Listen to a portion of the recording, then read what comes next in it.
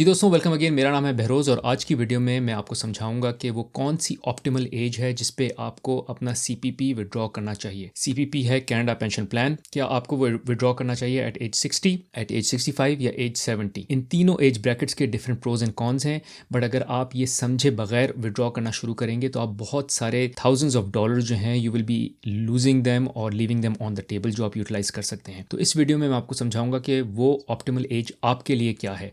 हर किसी के लिए वो ऑप्टिमल एज डिफरेंट होगी, तो इट इज़ वेरी इंपॉर्टेंट कि आप इस वीडियो को पूरी तरह से समझें। और मैं करूंगा ये कि इस वीडियो में I run you through different scenarios and different numbers, ताकि आपको नंबर्स भी समझ आ जाएं और आपको फिगर आउट हो सके कि आपके लिए सबसे ऑप्टिमल एज क्या है। और वीडियो के आखिर में मैं ये भी आपको बताऊंगा कि वो क्या फैक्टर्स हैं जिससे आप अपना सीपीपी बढ़ा भी सकते हैं। सो इरिस्पेक्टिव आप किस एज पे अपना सीपीपी विड्रॉ करें, किस तरह से आप अपना सीपीपी मैक्सिमाइज कर सकते हैं। और मैं ये भी समझाऊंगा कि वो सीपीपी कैलकुलेट करने का एग्जैक्टली नंबर जो आपको इवेंचुअली मिलेगा वो कैलकुलेट करने का तरीका क्या है। सो मेक श्योर कि you stay tune till the end of this video. अच्छा, अब इस पे बात कर लेते हैं कि सीपीपी है क्या। सीपीपी जो है वो कनाडा पेंशन प्लान है। It is backed by the government. It is a retirement plan. It kind of replaces जो इनकम आप अर्न कर रहे हैं उसको रिप्लेस करता है, बट फुली रिप्लेस नहीं करता, कुछ हद तक रिप्लेस करता है। और ये जो है जो आपको बेनिफिट मिलेगा ये टैक्सेबल है। सो जो भी अमाउंट आपको गवर्नमेंट देगी उस पर आपको टैक्स भी देना होगा। इट डिपेंड्स इंटायरली ऑन आपने कितना कंट्रीब्यूट किया है ड्यूरिंग योर अर्निंग ईयर्स। क्योंकि होता है कि ड्यूरिंग योर अर्निंग ईयर्स जो है वो आप कनाडा पेंशन प्लान में कंट्रीब्यूशन कर रहे होते हैं, आपकी सैलरी से ही वो कंट्रीब्यूशन कट जाती है। तो कितने अरसे के लिए आपने कंट्रीब्यूट किया है और कितना ज़्यादा कंट्रीब्यूट किया है वो डिटर्मिन करता है कि इवेंचुअली आपको जो है कितना बेनिफिट एंड में मिलेगा। अच्छा, इसमें किसी भी साल में जब आपकी कंट्रीब्यूशन हो रही होगी वो होती है up two years maximum pensionable earning, जो कि कहलाता है YMPE, जो कि इस साल के लिए है $71,300।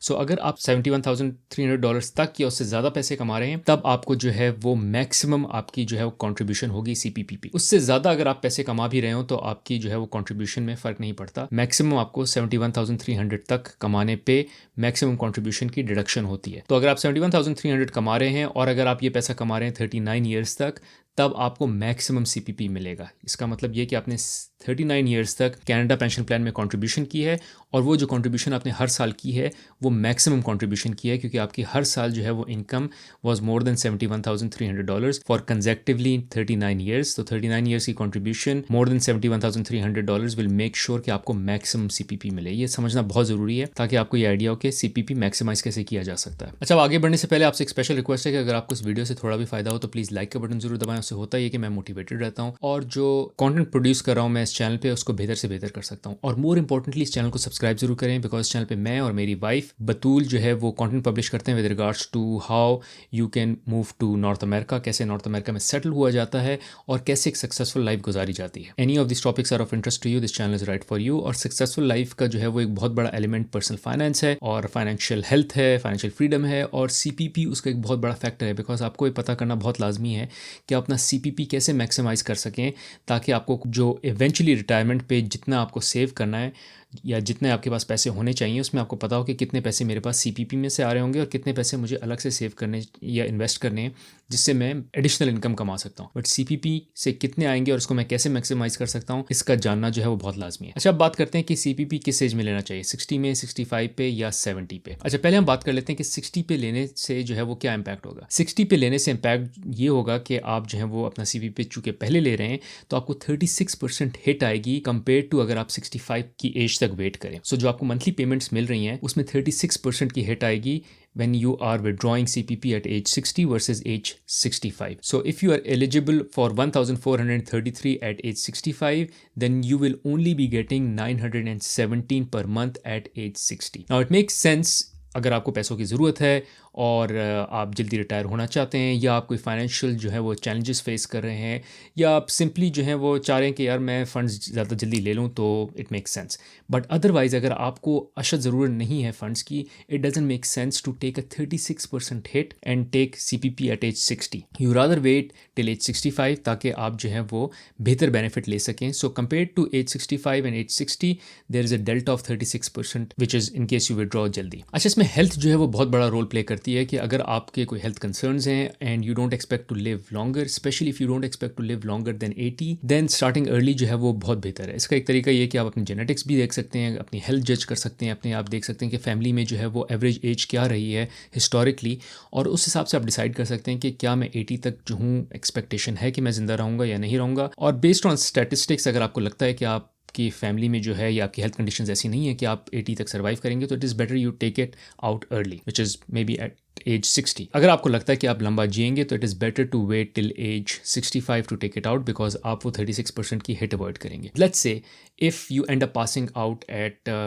70, तो आपने कहा मैं 60 पे नहीं लूँगा, मैं 65 पे लूँगा, तो आपने 5 साल डिले किया और फिर आपकी 70 ईयर्स पे जाके गॉड फॉरबिड डेथ हो जाती है। तो हुआ ये कि ऑल्दो आपने 36% हिट अवॉइड किया है, बट आपने अपनी टोटल कंट्रीब्यूशन 50% लेस कर दी, बिकॉज 10 साल की जगह अब आपको सिर्फ 5 साल मिल रहे हैं, तो आपने 5 साल जो है वो के पैसे लिए ही नहीं। इसका मतलब आपने 36% की तो हिट अवॉइड की है, बट आपने 50% की हिट ले ली बिकॉज यू पास्ड अर्ली। तो उस सूरत में you are better off taking it at age 60। आप 36% की हिट ले लेते, बट आप वो 50% की जो है वो हिट ना लेते, आप पूरे 10 साल तक वो कंट्रीब्यूशन जो है वो लेते रहते। अब हम बात कर लेते हैं कि अगर जो है वो आप CPP 65 पे लेते हैं, ये जो है एक बहुत डिफ़ॉल्ट ऑप्शन होती है, and there are good reasons for it as well, because ये थोड़ी सी बैलेंस्ड अप्रोच आपको देती है कि ना आप बहुत जल्दी निकाल रहे हैं, ना आप 70 पे निकाल रहे हैं बहुत लेट, और आपके जो है वो ना आप 60 पे निकालने की हिट ले रहे हैं, ना आपको 70 पे निकालने का बेनिफिट हो रहा है, और 70 की हम बात अलग से करेंगे। तो अगर आपको लगता है कि आपकी हेल्थ अच्छी है और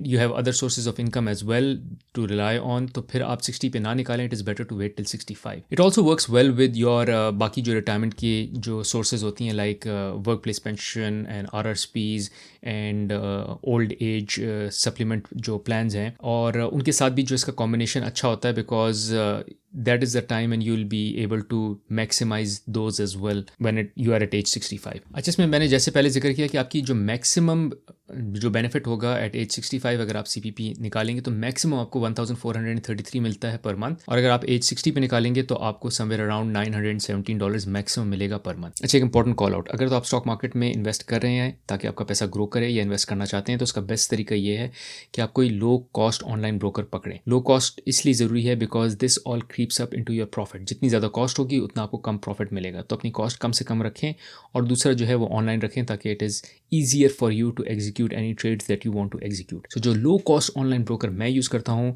इन कनाडा, उनका नाम है Questrade. I will leave the link in the description of this video. अगर आप वो लिंक यूज़ करेंगे तो आपको $50 का क्रेडिट भी मिलेगा। So I highly recommend you check them out and make sure you bring all your fees down. और दूसरा ये कि उनका interface is very user friendly as well. I really like it and hence I use them, so I highly recommend to you as well. अच्छा, अब हम बात कर लेते हैं CPP अगर आप 70 पे निकालें। तो अगर आप 70 पे निकालेंगे तो आपको जो CPP का बेनिफिट मिलेगा will be around 42% more than what you can get और you would be getting at age 65। तो इसमें हर साल जो आप एक एज 65 से डिले करेंगे अपना CPP withdrawal up to age 70, हर साल पे आपको 8.4% का इंक्रीज मिलेगा versus the last year. So per year increase would be 8.4% with every delay. अच्छा, इसका मतलब ये कि जो आपको मैक्सिमम बेनिफिट मिलेगा on monthly basis at age 70 would be $2,034, which is a huge jump versus जो आपको 60 पे मिल रहा होगा। तो ये बहुत अच्छी ऑप्शन है अगर तो आप 60 पे काम कर रहे हैं, आपकी इनकम आ रही है, तो you rather delay your CPP। और दूसरा, मोर इम्पॉर्टेंटली, आपको जो है वो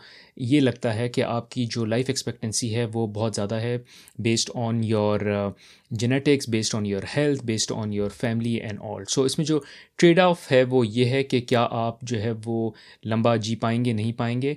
और अगर तो आप let's say you wait till 70 and 70 is your maximum age and you pass off at 70, then आपने तो कोई यूज़ ही नहीं किया CPP, कोई एंजॉय नहीं किया CPP। So that is something which you need to be careful of. Now अगर इसको मैं समराइज़ करूँ तो अगर आप एट एज 65 निकालते हैं CPP, तो जो मैक्सिमम बेनिफिट मिल सकता है वो है 1433, बट ऑन एवरेज जो कैनेडियंस को मिलता है that is around 808, again depending on उन्होंने कितना कंट्रीब्यूट किया है, कितने साल तक कंट्रीब्यूट किया है, और जब वो CPP निकाल रहे हैं उस वक्त उनकी इनकम लेवल्स क्या आए हैं and all. If you take it out at age 60 then there will be a drop of 36%। तो आपका जो मैक्सिमम बेनिफिट होगा that is around 917 based on the current understanding, and the average pay out is around 517। और if you wait till age 70 then there is an increase of 42% and the maximum would be around 2034 and the average that Canadian stakeout is 1147. अच्छा, इसका net मतलब ये है कि जितना आप इंतज़ार करेंगे उतना आपको CPP ज़्यादा मिलेगा, बट आपको ये देखना है कि आपकी एक्सपेक्टेंसी लाइफ क्या है। अगर तो आपकी लाइफ एक्सपेक्टेंसी 70 है तो you are better off taking it out at age 60। अगर आपकी लाइफ एक्सपेक्टेंसी 75 है then you are better off taking it out at age 65। And अगर आपकी लाइफ एक्सपेक्टेंसी जो है वो 80 एंड अबव है then you are better off taking it out at age 70। इस तरह से आप अपना बेनिफिट मैक्सिमाइज कर पाएंगे। अच्छा, इसमें एक आर्ग्यूमेंट और ये भी आता है कि क्यों ना मैं 60 पे जो हूँ वो CPP एक्सरसाइज कर लूँ और उस पैसे को लेके मैं इन्वेस्ट कर लूँ। वेल, उसमें इशू ये है कि आपको जो इन्वेस्टमेंट रिटर्न्स चाहिए होंगे in order for you to beat the income that you earn, अगर आप CPP बाद में निकालें, दैट इज़ अराउंड 10 to 15%। तो अगर तो आप 10 to 15% इनकम जनरेट कर सकते हैं, रिटर्न जनरेट कर सकते हैं on that investment that you are doing, अगर आप वो CPP 60 पे निकालें तो ठीक है। पर इशू ये है कि इतने रिटर्न्स जो हैं वो, फॉर इंस्टेंस अगर मैं एवरेज मार्केट कंपेयर करूँ S&P 500, it has delivered around 9 to 11% return historically. तो 9 to 11% से ज़्यादा आपको मिलेगा नहीं unless you are a very pro investor. दूसरा ये कि जब आप अपने रिटायरमेंट ईयर्स में होते हैं you would be investing in less risky assets. तो अगर आप लेस रिस्की एसेट्स में इन्वेस्ट करेंगे तो रिटर्न आपको 9 to 11 नहीं मिलेगा, रादर लेट्स अज्यूम आपको 5 to 6% रिटर्न मिलेगा। तो एट बेस्ट आप 5 to 6% रिटर्न कमा रहे होंगे in order to be risk averse as well, जबकि आपको जो रिटर्न कमाना चाहिए in order for you to beat the returns that you will get if आप जो है वो अपना CPP डिले करें is around 10 to 15%, which is almost impossible to beat. So अगर आपको लगता है कि आप बीट कर सकते हैं, so you might as well go ahead and take out CPP earlier and invest it. But मैं जो हूँ वो, मेरा नहीं ख्याल मैं मुझ जैसा इंडिविजुअल ऐसा कर सकता है, and hence I would always refrain. So net आपको कब CPP निकालना चाहिए? एक तो अगर आपको पैसों की ज़रूरत है, यू आर रिटायर्ड, अनएम्प्लॉयड, आप फाइनेंशियली स्ट्रगल कर रहे हैं, तो मे बी आप 60 पे निकाल लें, आपकी मजबूरी है, और क्या करें। दूसरा ये कि अगर आपकी हेल्थ कंसर्न्स हैं तब तो बेहतर है आप पहले निकाल लें, बिकॉज आपके हेल्थ कंसर्न्स हैं या आपकी लाइफ एक्सपेक्टेंसी कम है based on your genetics, based on your family history and all. और मोर इम्पॉर्टेंटली, अगर आपको ये लगता है कि आपका जो टैक्स ब्रैकेट बाद में ज़्यादा होगा, तो अभी मेरा टैक्स ब्रैकेट कम है, एट लेटर एज मेरा टैक्स ब्रैकेट बढ़ जाएगा for any reason, maybe the government is changing some tax brackets, या फिर आपकी कोई इनकम चेंजेस ऐसी होंगी कि आपके टैक्स ब्रैकेट जो है वो लेटर ईयर्स में ज़्यादा होगा, जो कि बहुत रेयर होता है, बिकॉज जैसे जैसे आप ओल्ड होते हैं, specially during the period of your retirement, आपकी इनकम टिपिकली जो है वो कम से कम ही हो रही होती है। तो अगर आपको लगता है कि टैक्स रेट आगे कम होगा और अभी मेरा टैक्स रेट ज़्यादा है, so might as well delay the CPP, ताकि आप CPP तब निकालें जब आपका टैक्स रेट लोअर हो। इसी के लिए बहुत इंपॉर्टेंट है कि आप कोई फाइनेंशियल प्लानर की जो है वो हेल्प लें, ताकि वो आपको इस सारी कैलकुलेशन, सारी मैथ करके बताए कि आपको जो है वो कितना आपके TFS से आ जाएगा, कितना RRSP से आ जाएगा, कितना CPP से आएगा, कितना OS से आएगा। तो व्हेन यू आर रिटायरिंग आपके पास कितना पैसा जो है वो आ रहा होगा, कितना आपको पैसा एक्स्ट्रा सेव करना चाहिए। The idea is to have good planning कि भाई मुझे CPP से इतना पैसा आ जाएगा, OS से इतना आ जाएगा, तो मुझे और कितना सेव करना है on the side for me to supplement the income that I will be getting at the age of my retirement. तो जो फाइनेंशियल प्लानर मैं यूज़ करता हूँ उसके लिए आई will leave the link for her in the description of this video. उनका नाम है शबाना, उनके साथ मैं पहले भी पॉडकास्ट कर चुका हूँ इस चैनल पे, और उनके साथ मल्टीपल वीडियोज़ हैं, so you can check them out as well. उनको कॉन्टैक्ट करने के कोई चार्जेस नहीं है, and I hence highly recommend कि आप उनको कॉन्टैक्ट करके समझें कि वो किस तरह से आपकी हेल्प कर सकती हैं, और ये अपनी मैथ और अपने नंबर्स जो हैं वो बेहतर से बेहतर करें, ताकि आपको अच्छी अंडरस्टैंडिंग हो कि किस तरह से इन्वेस्टमेंट्स, कहाँ इन्वेस्टमेंट्स हो सकती हैं, ताकि आप इवेंचुअली हेल्दी तरीके से रिटायर कर सकें। अच्छा, अब मैंने जिस तरह पहले प्रॉमिस किया था कि CPP जो है वो अपना एस्टिमेट करने का क्या बेनिफिट है। एक तो रूल ऑफ थंब है कि आप जितनी एवरेज इनकम कमाते रहे हैं अपने अर्निंग ईयर्स में, उसका 1/3 आपको एज पेंशन मिल जाएगा। सो लेट्स से अगर आपकी एवरेज इनकम रही है $40,000 पर ईयर, तो आपको $13,000 ऑन CPP मिल जाएंगे। बट इसकी बेहतर कैलकुलेशन जो है वो हो सकती है थ्रू ए गवर्नमेंट कैलकुलेटर, जिसमें ये गवर्नमेंट की वेबसाइट है, उसको भी मैं डिस्क्रिप्शन में छोड़ दूंगा इस वीडियो की। उसमें अगर आप अपनी इनकम डालें, अपनी एज डालें, अपनी रिटायरमेंट प्लान डालें, it will take around 30 minutes for you to fill kind of that survey, but एक बार वो डिटेल्स डालने के बाद it will spit out exactly the numbers that you can expect for your retirement at your retiring age. But जिस तरह कि मैंने पहले कहा कि सिर्फ CPP नहीं है, इसमें और भी आपको कुछ बेनिफिट्स मिलते हैं, तो सारे बेनिफिट्स मिला के आपको फिगर आउट करना है कि आपको कितने इवेंचुअली बेनिफिट्स मिल रहे हैं। उसका अच्छा तरीका ये है कि आप कोई फाइनेंशियल प्लानर जो है वो हायर कर लें। अच्छा, अब फिर मैंने एक और प्रॉमिस ये किया था कि मैं बताऊंगा कि किस तरह से और आप अपने CPP को इम्प्रूव कर सकते हैं। तो जिस तरह बात की है कि CPP के 2 फैक्टर्स हैं, एक आपने जो है वो कितना कंट्रीब्यूट किया है, और एक आपने कितने अरसे तक कंट्रीब्यूट किया है। तो अगर तो आपने मैक्सिमम इनकम आपकी रही है, तब तो आप आपका CPP मैक्सिमाइज रहा है, और अगर आपने 39 ईयर्स एंड बियॉन्ड जो है वो कंट्रीब्यूट किया है, then also your CPP will be maximized. तो ये जानने के बाद और मैक्सिमाइज करने के CPP क्या तरीके हैं? एक तो तरीका ये कि आप जो है वो काम करते रहें while receiving your CPP। Let's say आप अपना CPP जो है वो 60 पे विड्रॉ करते हैं, बट आप जो है you still keep working at the age of 70। इसका मतलब उन 10 सालों में भी आपका CPP कंट्रीब्यूट हो रहा है। सो अगेन, जितना CPP कंट्रीब्यूट होगा उतना CPP आपको इवेंचुअली जो है वो मिलेगा। दूसरा ये कि increase your income and contribution. तो अगर आप मैक्सिमम से कम आपकी इनकम है, which is the maximum around $71,000, तो उससे इनकम अपनी ज़्यादा से ज़्यादा रखें ताकि आपकी कंट्रीब्यूशन ज़्यादा से ज़्यादा हो। And last but not the least, अपने CPP को डिले करें, जितना आप डिले करेंगे उतना फ़ायदा होगा। सो अगर आप 70 पे लेंगे तो आपको मैक्सिमम बेनिफिट मिलेगा। नेट ये सब समझाने का मकसद ये है कि it is very important for you to understand कि आइडियल एज आपके लिए क्या है। वो डिपेंड करती है कि आपकी लाइफ एक्सपेक्टेंसी क्या है, मोर इम्पोर्टेंटली, और दूसरी आपकी फाइनेंशियल सिचुएशन क्या है।